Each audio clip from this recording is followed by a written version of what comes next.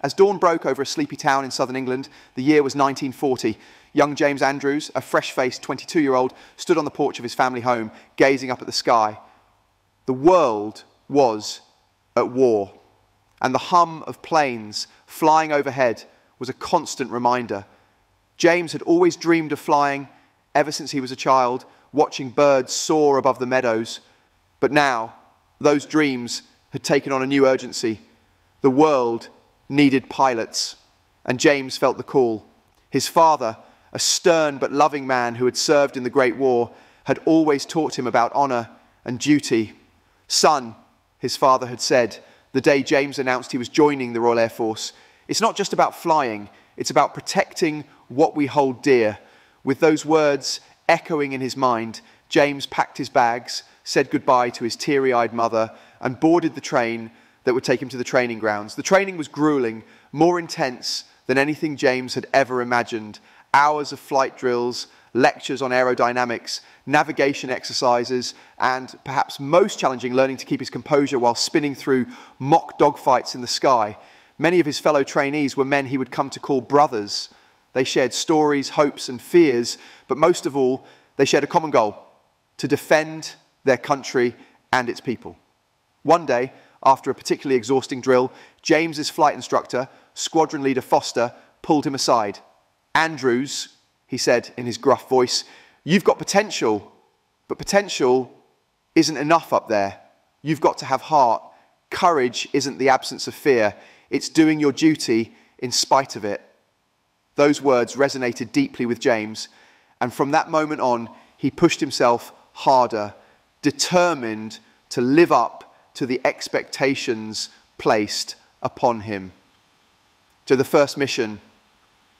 The sun had just dipped below the horizon, casting a golden glow across the airfield.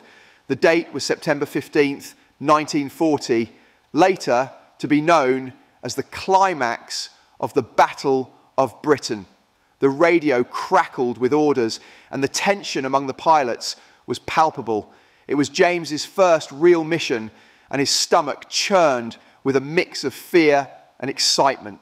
He was assigned to fly a Supermarine Spitfire, a plane known for its agility and speed, one of the finest in the RAF.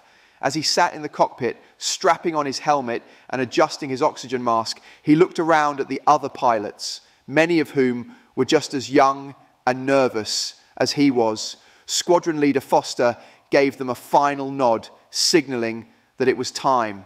The engines roared to life, and one by one, they took to the skies. The radio was alive with chatter, some of it nervous, some of it encouraging. James gripped the controls tightly as he climbed higher and higher, breaking through the clouds into the clear blue sky above. Below him, London was a patchwork of streets and buildings, its people unaware of the battle that was about to unfold above them. Suddenly, a formation of German Luftwaffe planes appeared on the horizon. "Enemy at 11 o'clock, came the call over the radio.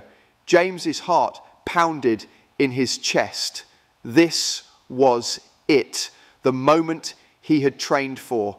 The squadron broke formation, each pilot diving toward the enemy, guns blazing. James lined up his sights on a Messerschmitt Bf 109, his finger trembling slightly on the trigger. He fired a burst, the bullets ripping through the air. The enemy plane swerved, smoke trailing from its engine. James had hit his mark, but there was no time to celebrate. Another enemy plane was on his tail, bullets whizzing past his cockpit. He banked sharply, his Spitfire responding effortlessly, and managed to shake his pursuer. The sky was a chaotic dance of death, but James felt a strange calm wash over him. This was where he was meant to be.